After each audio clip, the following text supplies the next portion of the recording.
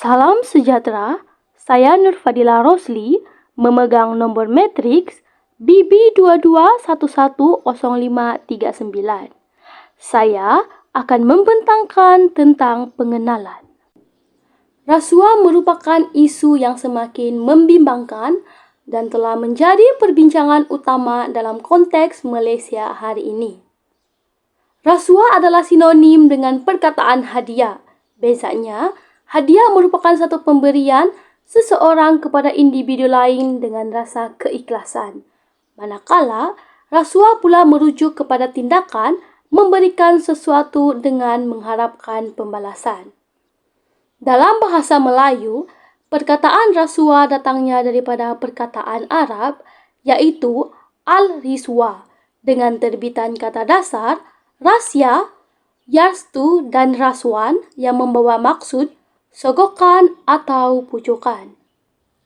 Dr. Mahathir tahun 1980 juga mentafsirkan rasuah sebagai pemberian sagu hati kepada seseorang yang berkuasa supaya menyalahgunakan kuasa dan memiliki dalam tindakannya.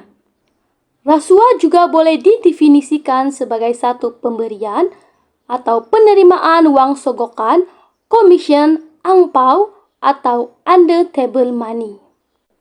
Berikut merupakan pecahan secara terperinci kes jenayah rasuah yang direkodkan pada bulan Ogos tahun 2023. Bagi penjawat awam, sebanyak 39 kes yang dilaporkan, iaitu pengurusan dan profesional sebanyak 14 kes dan sokongan sebanyak 25 kes, bersamaan dengan 46.99%.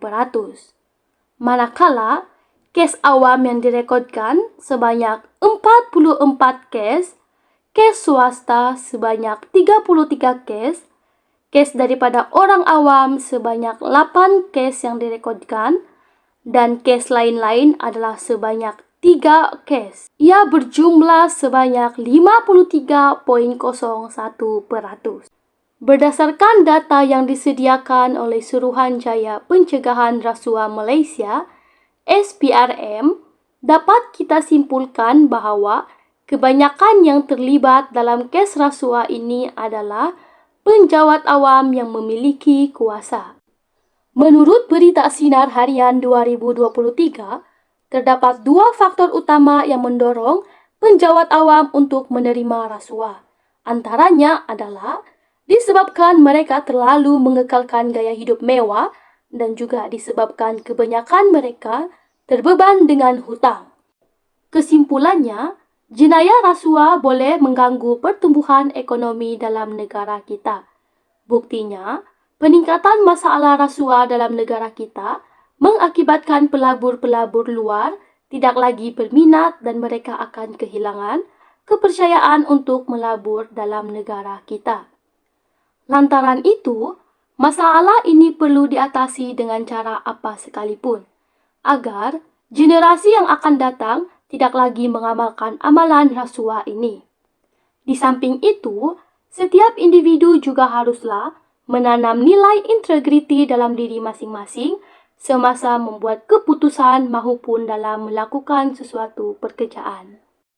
Oleh hal yang demikian, esei akademik ini disediakan bagi membincangkan dan mengkaji inisiatif-inisiatif yang kerajaan telah laksanakan untuk membenteras jenayah rasuah dalam kalangan masyarakat di Malaysia pada hari ini. Inisiatif kerajaan yang pertama dalam membenteras jenayah rasuah di Malaysia ialah kerajaan perlu mewujudkan kerjasama dengan pihak Suruhanjaya Pencegahan Rasuah Malaysia. Menurut Akta Suruhanjaya Pencegahan Rasuah Malaysia pada tahun 2009, terdapat 3 strategi yang diperkenalkan, iaitu pertama, penguatkuasaan, kedua, pencegahan dan ketiga, pendidikan. Dalam strategi penguatkuasaan, Perdana Menteri Malaysia iaitu Datuk Seri Anwar Ibrahim telah memperkenalkan gagasan Malaysia Madani untuk menjadikan Malaysia sebuah negara yang membangun, sejahtera, berdaya saing dan harmoni dengan rakyat yang berbilang kaum dan agama. Selain itu, pengenalan SDG 16 ataupun Sustainable Development Goals yang ke-16 bermatlamat untuk mewujudkan masyarakat yang aman dan inklusif bagi mencapai pembangunan yang mampan. Ini penting bahawa setiap orang akan berupaya mengakses keadilan yang sama serta dapat menubuhkan institusi yang berkesan, terutama sekali dalam jenayah rasuah ini. Yang seterusnya ialah peruntukan liability. Peruntukan liability ini merujuk kepada Seksyen 17A Akta SPRM 2009. Strategi yang kedua iaitu pencegahan ialah kempen 100 juta langkah menentang rasuah dianjurkan dan seterusnya kempen kesedaran pencegahan rasuah di pengangkutan awam juga dilaksanakan. Kempen-kempen ini penting bagi memupuk kesedaran dalam kalangan penduduk negara dan juga orang awam di Malaysia. Strategi yang ketiga iaitu pendidikan ialah melalui penerapan pendidikan mengenai anti rasuah dalam kalangan pelajar. Sebagai contoh, penubuhan kelab anti rasuah di setiap agensi pendidikan bertujuan untuk memperluaskan lagi kesedaran pelajar berkaitan dengan bahayanya rasuah. Walau bagaimanapun, pihak Suruhanjaya Pencegahan Rasuah Malaysia dan kerajaan sudah pasti berhadapan dengan pelbagai cabaran dalam menjayakan inisiatif pencegahan rasuah ini. Sebagai contoh, statistik jumlah individu yang ditahan oleh SPRM sejak tahun 2020 mendapati bahawa golongan yang terlibat dalam jenayah rasuah ini merupakan belia yang berusia antara 18 sehingga 23 tahun ialah 21 orang dan individu yang berusia antara 24 hingga 30 tahun adalah 254 orang. Ini jelas menunjukkan bahawa jenayah rasuah ini bukan sahaja terjadi dalam golongan orang dewasa, malah dalam golongan belia juga berlaku. Daripada jumlah keseluruhan, mereka terbagi kepada dua kategori utama iaitu pelajar institusi pengajian tinggi dan kaki tangan awam. Berikut merupakan gambar yang menunjukkan pesalah-pesalah tersebut. Salam sejahtera, nama saya Zera Nak Caing, BB 22110192 akan membentangkan salah satu inisiatif kerajaan dalam membenteras jenayah rasuah di Malaysia, iaitu penerapan melalui pendidikan. Yang pertama, pelaksanaan subjek anti rasuah pada institusi pendidikan, di mana rangka subjek itu sendiri telah pun dirangka oleh pihak SPRM dan telah pun dilaksanakan di Universiti Kuala Lumpur UniKL yang dapat memantapkan lagi pemahaman para pelajar tentang fungsi SPRM dan mendalami lagi Akta SPRM 2009.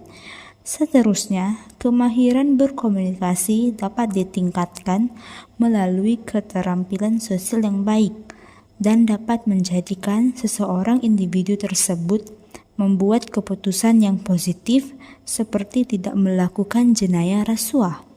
Bukan itu sahaja, individu ini juga dapat menginspirasi masyarakat yang berada di sekitar mereka untuk menghindari gejala jenayah rasuah ini. Seterusnya, mereka akan menjadi lebih paham tentang undang-undang yang dapat menjadikan seseorang individu itu lebih patuh terhadap peraturan yang telah pun ditetapkan serta menyadari tentang kesalahan-kesalahan yang akan dikenakan hukuman seperti kesalahan jenayah rasuah ini. Akhir sekali, dapat meningkatkan pengetahuan tentang pendidikan keuangan melalui pendidikan matematik pengguna yang secara tidak langsung dapat membanteras aktiviti wang haram yang merupakan salah satu aktiviti rasuah yang dapat melambatkan lagi misi negara kita untuk mencapai gelaran negara maju pada masa hadapan. Sekian, itu sahaja daripada saya. Terima kasih. Assalamualaikum dan salam sejahtera. Nama saya Nur Amira binti John alias Jamil, nomor metrik BB 22110397. Inisiatif kerajaan yang seterusnya adalah melalui pelaksanaan Akta Perlindungan Pemberi Maklumat 2010, yaitu Akta 711. Akta Perlindungan Pemberi Maklumat 2010 dibuat sebagai sebahagian daripada usaha kerajaan untuk memenuhi tanggungjawabnya terhadap kegiatan rasuah di bawah United Nations Convention. Akta 711 ini mula berkuat kuasa pada 15 Disember 2010. Akta 711 bertujuan untuk memerangi salah laku dalam sektor awam dan swasta, terutamanya salah laku berkaitan dengan jenayah rasuah. Selain itu, akta ini menggalakkan orang awam mendedahkan perbuatan rasuah dan kelakuan tidak wajar, yaitu suatu kesalahan tata tertib atau kesalahan jenayah. Akta ini juga memperuntukkan perlindungan kepada pemberi maklumat, yaitu dengan melindungi maklumat surit pemberi maklumat dan perlindungan terhadap tindakan yang memudaratkan, serta kekebalan daripada tindakan sibil dan jenayah yang mungkin dihadapi oleh pemberi maklumat setelah membuat pendedahan kepada agensi penguat kuasa. Individu yang ditawarkan, diberi atau diminta melakukan rasuah perlulah menolak tawaran berkenaan dan melaporkan kepada mana-mana agensi penguat kuasa, kerana agensi tersebut tidak akan menolak pendedahan tersebut atas dasar no wrong door policy, iaitu dasar yang membolehkan rakyat melakukan sebarang maklum balas, sama ada dalam bentuk aduan, penambahbaikan dan penghargaan. Kerajaan perlu lebih tegas dalam mencegah jenayah rasuah. Rasuah mempunyai implikasi yang negatif dan merosakan terhadap masyarakat di Malaysia. Ia juga merosakan sistem ekonomi dan sosial dengan ketidakadilan terhadap masyarakat. Kerajaan perlu menilai dan menambah baik akta yang sedia ada. Apabila seseorang individu telah ditangkap dan disahkan mengambil rasuah, ia secara tidak langsung telah mengurangkan rasa kepercayaan dan keyakinan masyarakat terhadap individu yang telah menerima rasuah. Sebagai contoh, seorang ahli politik yang mempunyai sejarah rasuah semasa kempen pilihan raya sebelumnya tidak akan diundi lagi oleh masyarakat kerana kepercayaan mereka terhadap pemimpin tersebut telah berkurang. Oleh sebab itu, kerajaan perlulah membuat penambahbaikan dan meningkatkan lagi keberkesanan undang-undang yang sedia ada agar dapat meningkatkan kepercayaan masyarakat terhadap kerajaan. Yang kedua, memantau keadaan sosioekonomi dalam masyarakat. Rasuah juga berpotensi untuk meningkatkan jurang sosioekonomi dalam masyarakat dan menjejaskan ekonomi negara. Rasuah adalah penyebab kepada kelemahan dalam makroekonomi seperti kekurangan pelaburan dan menyebabkan pertumbuhan ekonomi yang lemah. Pemerintahan menjadi lemah kerana setiap kali rasuah berlaku, negara akan rugi dan masyarakat akan terus berada dalam keadaan yang kurang selesa. Oleh itu, kerajaan hendaklah meningkatkan pemantauan dalam sosioekonomi masyarakat bagi mengurangkan peningkatan jurang ekonomi yang berlaku pada masa ini. Yang ketiga, kerajaan perlu menjatuhkan hukuman tegas tanpa diskriminasi. Amalan rasuah akan menindas golongan rakyat orang miskin dan menghilangkan hak milik mereka yang sepatutnya. Hal ini disebabkan jurang kelas sosial yang sangat besar antara orang miskin dan orang kaya dan menyebabkan peningkatan angka kemiskinan di Malaysia. Dengan hadirnya amalan rasuah, orang kaya yang berpengaruh besar dapat keuntungan yang sepatutnya dimiliki hak milik orang yang kurang berkemampuan dengan sewenang-wenangnya. Oleh itu, kerajaan hendaklah memberikan hukuman tegas yang adil dan saksama tanpa mengira status dan kedudukan pesalah rasuah. Tidak kira pelaku itu ahli saudara ataupun ahli politik yang berpengaruh, mereka perlu dikenakan hukuman yang berat dan mendedahkan identiti mereka di dalam berita serta dilucutkan dari jawatan sekiranya tertuduh bersalah. Hal ini adalah untuk memberikan kesedaran kepada masyarakat untuk lebih berhati-hati agar tidak terjebak dalam kegiatan yang tidak bermoral ini. Yang keempat, kerajaan perlu memperketatkan lagi undang-undang negara. Untuk menangani masalah rasuah di negara ini, kerajaan perlu mengetatkan lagi undang-undang negara agar pelaku-pelaku rasuah ini dapat diheret ke muka pengadilan dan menerima hukuman yang setimpalnya. Salah satu usaha yang dilakukan kerajaan adalah memperketatkan pelaksanaan undang-undang negara terhadap rasuah. Sekiranya seseorang individu dituduh melakukan rasuah, kerajaan perlu menjalankan siasatan terhadap individu atau entiti dengan serta-merta. Terutama sekali pihak Suruhanjaya Pencegahan Rasuah Malaysia, SPRM. Pihak organisasi ini perlu melakukan tindakan dengan serta-merta sekiranya mendapat informasi tentang kegiatan rasuah terhadap seseorang individu atau organisasi, tidak kira berapa banyak jumlahnya, agar masalah rasuah dapat dibendung dengan secepatnya. Yang kelima adalah penubuhan Angkatan Mahasiswa Anti Rasuah atau dikenali sebagai AMAR. AMAR merupakan satu pergerakan pelajar yang diberikan tanggung jawab oleh SPRM untuk menyebarkan mesej-mesej pencegahan rasuah. AMAR sebelum ini dikenali sebagai Sekretariat Pencegahan Rasuah (SPR). SPR ditubuhkan pada tahun 2007 di Universiti Awam di Malaysia dan dirasmikan oleh Menteri Pengajian Tinggi YB Datuk Mustafa Mohamad dengan harapan untuk mewujudkan generasi muda yang membenci rasuah dalam usaha menjadikan Malaysia sebuah negara yang bebas rasuah. Dengan wujudnya program ini, bukan sahaja ia memberikan impak yang positif kepada pelajar, kerajaan juga dapat menangani jenayah rasuah dengan lebih efisien. AMAR dapat memberi pendedahan tentang jenayah rasuah kepada pelajar IPT serta dapat menerapkan nilai-nilai murni dalam sikap kepribadian seseorang pelajar tersebut. Pada masa yang sama, pelajar dapat membina portfolio yang lebih menarik apabila berada di fasa alam pekerjaan pada masa depan. Bagi membanteras jenayah rasuah yang semakin berleluasa di negara kita, pihak kerajaan telah mengambil inisiatif dengan menubuhkan beberapa jawatan kuasa khas. Antaranya ialah penubuhan Pelan Anti Rasuah Nasional atau National Anti-Corruption Plan (NACP) yang ditubuhkan pada tahun 2019.